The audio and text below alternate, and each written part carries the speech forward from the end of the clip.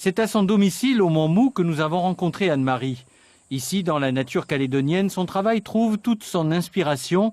Elle y ajoute des influences artistiques abstraites, notamment puisées dans les courants de peinture expressionniste américaine. C'est fortement axé sur la puissance du souffle et la méditation. Donc il y a ce rapport, c'est très lié. Voilà. Donc là, je vais essayer d'amener un peu à la fois le blanc. Et je vais reprendre parce qu'il y a un blanc qui est arrivé un tout petit peu pour... Voilà.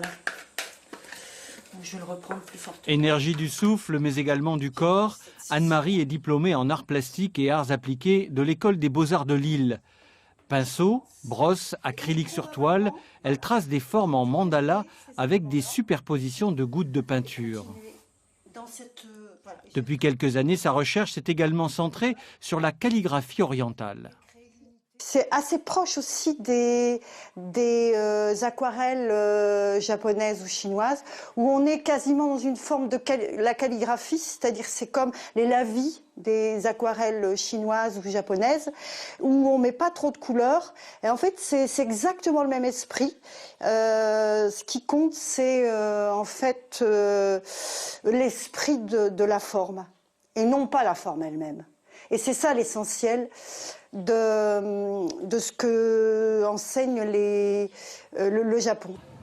Jusqu'au 15 mars, à la bibliothèque de l'université, l'artiste propose une poétique du lieu, une exposition d'une dizaine de toiles, mais également des photos du lac d'émeraude de Kunming en Chine et de Banyan de Nouméa.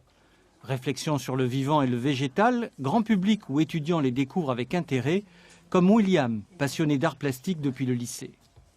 Cette forme de minimalisme qu'on voit dans les toiles de l'artiste, cette forme de minimalisme qu'on retrouve aussi dans la culture japonaise, que ce soit dans les jardins zen ou les calligraphies à l'encre de Chine ou bien les estampes lithographies japonaises.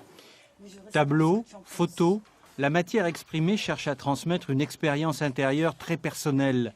Prochaine étape pour Anne-Marie, plusieurs expositions déjà prévues en France.